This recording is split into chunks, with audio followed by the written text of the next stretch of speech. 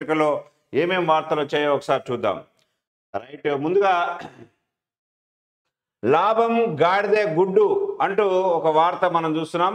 గాడిదలను అంటగట్టి 100 కోట్లకు కుచ్చుటోపి, లీటర్ పాలకు 1600కు కొంటామని హామీ, ఒక్కో జీవికి 1,50,000, 5 లక్షలు డిపాజిట్, షెడ్డుకు 10 లక్షలు, మొత్తం 1 కోటి పెట్టుబడి, చేతులెత్తేసిన తమిళనాడులోని ది డాంకీ ప్యాలెస్, తమకు న్యాయం చేయాలంటూ బాధితుల గగ్గోలంటూ ఒక వార్త మనం చూస్తున్నాం. ఇది ఒక విచిత్రమైనటువంటి వార్త. లాభం గాడిద గుడ్డు, ఏం జరుగుతుందో ఒకసారి చూద్దాం. 3వ పేజీలో ఉంది.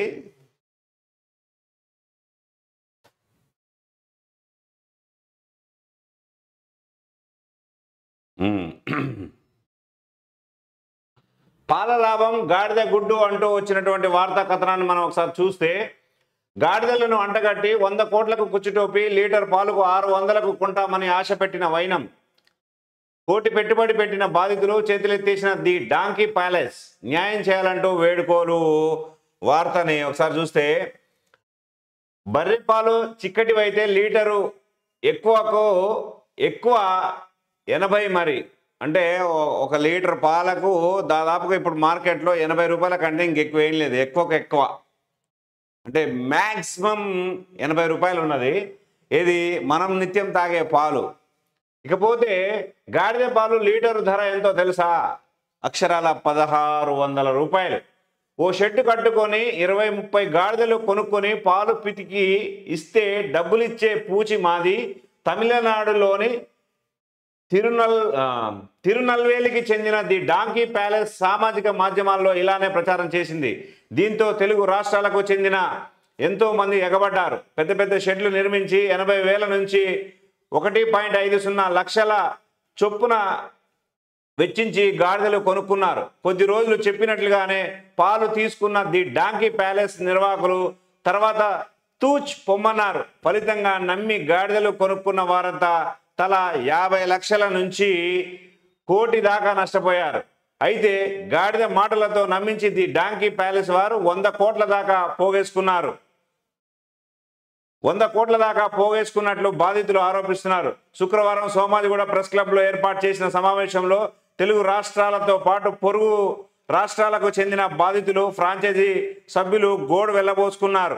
వారు వెల్లడించిన వివరాల ప్రకారం కరోనా తర్వాత జనాలకు రోగ నిరోధక శక్తి పెరుగుదల, పోషక పదార్థాల అవసరం చాలా ఉంటుందని, ఇవి గాడిద పాలలో పుష్కలంగా ఉంటాయని, ఔషధాల తయారీలోనూ గాడిద పాలు వాడతారని, ఫలితంగా డిమాండ్ బాగా ఉంటుందంటూ ది డాంకీ ప్యాలెస్ నిర్వాహకుడు బాబు ఉల్గనాథన్, సభ్యులు గిరి సుందర్, బాలాజీ, సోనికరెడ్డి సామాజిక మాధ్యమాల్లో ప్రచారం చేశారు. ఫలితంగా చాలామంది ఫ్రాంచైజీలు తీసుకున్నారు, సెక్యూరిటీ డిపాజిట్ కట్టారు, షెడ్లు నిర్మించుకున్నారు. వారి వద్దనే గాడిదలు కొనుగోలు చేశారు. 3 నెలలు వారి వద్ద నుంచి పాలు సేకరించి డబ్బులు చెల్లించిన తర్వాత డబ్బులు చెల్లించడం మానివేశారని బాధితులు ఆరోపించారు. వారిచ్చిన చెక్కులు కూడా బౌన్స్ అయ్యాయని ఆవేదన వ్యక్తం చేశారు. తాము అప్పు చేసి మరీ ఫ్రాంచైజీలో చేరామని, సెక్యూరిటీ డిపాజిట్ కింద 5 లక్షలు తీసుకున్నారని, వారు చెప్పిన విధంగా అన్ని సౌకర్యాలతో సుమారు 10 లక్షలు వెచ్చించి షెడ్లు కూడా నిర్మించామని అన్నారు. 2023 జనవరి నుంచి ఏప్రిల్ వరకు 3-4 నెలల పాటు లీటర్కు 1600 చొప్పున ఒక్కొక్కరికి సుమారు 4 లక్షలు నుండి 5 లక్షల దాకా చెల్లించారని చెప్పారు. భారీగా లాభాలు వస్తాయని నమ్మించడంతో తాము తీసుకున్న డబ్బులను తిరిగి వ్యాపారంలోనే పెట్టించారని చెప్పారు. 2023 ఏప్రిల్, మే తర్వాత నుంచి ఇప్పటి వరకు సరఫరా చేసిన పాల డబ్బులు, నిర్వహణ ఖర్చులు, షెడ్ నిర్మాణం, సిబ్బంది జీతాలు, వెటర్నరీ చికిత్స ఖర్చులు ఇవ్వడం లేదని చెప్పారు. తమతో కుదుర్చుకున్న ఒప్పందంలో ఇచ్చిన GST సంఖ్య కూడా నకిలీదని, అసలు గాడిద పాలతో వ్యాపారం చేయడానికి మన దేశంలో అనుమతి లేదని తెలుసుకున్నామని అన్నారు.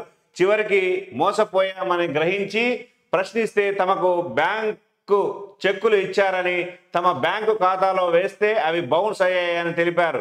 తెలంగాణ, ఆంధ్రప్రదేశ్, తమిళనాడు, కర్ణాటక రాష్ట్రాల్లో సుమారు 100 మందికి పైగా 100 కోట్ల వరకు నష్టపోయామన్నారు. ఇదో పెద్ద కుంభకోణమని, దీని వెనుక రాజకీయ పెద్దల హస్తం ఉండొచ్చని అనుమానం వ్యక్తం చేశారు. ఈ విషయంపై తమిళనాడులో పోలీసులకు ఫిర్యాదు చేసేందుకు వెళ్తే వారు పట్టించుకోలేదని ఆవేదన వ్యక్తం చేశారు.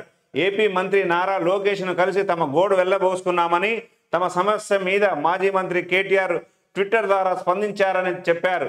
తెలుగు రాష్ట్రాలతో పాటు తమిళనాడు ముఖ్యమంత్రులు స్పందించి తమకు న్యాయం చేయాలని, తమ డబ్బులు తమకు ఇప్పించి ఆదుకోవాలని వారు విజ్ఞప్తి చేశారు. లేకపోతే తమకు బలవన్మరణాలే దిక్కు అనే ఆవేదన వ్యక్తం చేశారు. చివరకు గాడిదలను పోషించలేక విడిచిపెట్టామని తేజస్విని అనే బాధితురాలు చెప్పారు. కాగా Tirunelveli collector Vishnu Gopalan donkey palace ప్రారంభోత్సవానికి హాజరయ్యారని బాధితులు చెప్పడం గమనార్హం. కొసమెరుపు ఏమిటంటే, గాడిదల పేరుతో కోట్లు కొల్లగొట్టిన ది డాంకీ ప్యాలెస్ నిర్వాహకుడు బాబు ఉలగనాథన్ పెద్దగా చదువుకోలేదట, 7వ తరగతి ఫెయిల్ అయ్యాడట. ఇది ఒక విచిత్రమైనటువంటి ఇక అసలు ఏమనాలి దీన్ని, పాల లాభం గాడిద గుడ్డు. గాడిద గుడ్డు ఇవాళ రాష్ట్రంలో వార్త చాలా సంచలనం సృష్టిస్తుంది. వాస్తవానికి మనం తాగే పాలు దాదాపు 80కి మ్యాక్సిమం ఉంటుంది. గాడిద పాలు 1600 రూపాయలు అని చెప్పేసి ఈ రకమైనటువంటి అక్కడ ఎవరు కలెక్టరే ఓపెన్ చేసినట్టు ఏకంగా. ఆ కలెక్టరు మరి విధి విధానాలు ఏ రకంగా ఉన్నాయి, అసలు గాడిద పాలు అమ్మడానికి అసలు గవర్నమెంట్లో ఇది లేదట మొత్తానికి. సోమాజిగూడ ప్రెస్ క్లబ్లో వీళ్ళ ఫోటోలు, తమిళనాడు వాళ్ళు చాలామంది ఉన్నట్టుంది. మొత్తం తమిళంలోనూ ఉంది, తెలుగు భాషల్లోనూ ఉంది. ఏమనాలి దీన్ని, గమ్మత్తుంది. అయితే వాస్తవానికి మన గాడిద పాలు వివిధ కాలనీలలో ఒక గాడిద వేసుకొని పోతూ ఉంటుంటారు గాడిద పాలు అని. అయితే ఇక్కడ ఒక చెంచా పాలు కొంతమంది అలవాటు చేస్తారు, చిన్నపిల్లలకు పోయడమో ఏదో సంథింగ్ అని వాళ్ళ నమ్మకంతో వాళ్ళు తీసుకుంటారు. అయితే ఇక్కడ జరిగేది ఏంటంటే ఒకటి గుర్తుకొస్తుంది నాకు. ఏంది, పంచు మోగినట్లు ఏదో పద్యం ఉంటుంది, ఏదో గరిటెడైనా చాలు అనేది ఏదో పద్యం ఉంటుంది, గుర్తుకు రావట్లేదు. ఎనీవే, గాడిద పాలు అనేవి మరి ఈ జనాలకి ఎట్లా అంటుకుందో ఏమో అర్థం కాలే, వాళ్ళకి ఎట్లా అంటుకుందో నాకు అర్థం కాలే. కానీ మొత్తానికి అయితే ఆ కంపెనీ వాడు 7వ తరగతి చదువుకున్నాడు ఎంతమందిని మోసం చేసిండు చూడు. కలెక్టర్నే మోసం చేసేసిండు. కలెక్టర్నే మోసం చేసేసి పాల ఉత్పత్తి ఈ గాడిద పాల వ్యాపారులతోటి ఎంత తెలివిగా ప్లాన్ చేసిండు చూడండి. బా బా బా బా బా. ది డాంకీ ప్యాలెస్ నిర్వాహకుడు బాబు ఉలగనాథన్ అట, పెద్దగా చదువుకోలేదట, 7వ తరగతి ఫెయిల్ అయ్యాడట. సమాజంలో 7వ తరగతి చదువుకున్న వాళ్ళు ఎంత ఈజీగా మోసం చేశారో ఈ వార్తా కథనం ద్వారా తెలుస్తున్నది. మరి చూద్దాం, మరి గాడిద గుడ్డు కథ ఎంత దూరం వెళ్తుంది, మరి ఏ ప్రభుత్వాలు పట్టించుకుంటాయి, వారికి నిజంగానే మరి ఎలాంటి శిక్షలు ఉంటాయి, కోర్టులకు కూడా ఇది ఒక క్వశ్చన్ మార్కే కదా. సో ఈ గాడిద గుడ్డు కథ ఎంత దూరం వెళ్తుందో వేచి చూడాలి.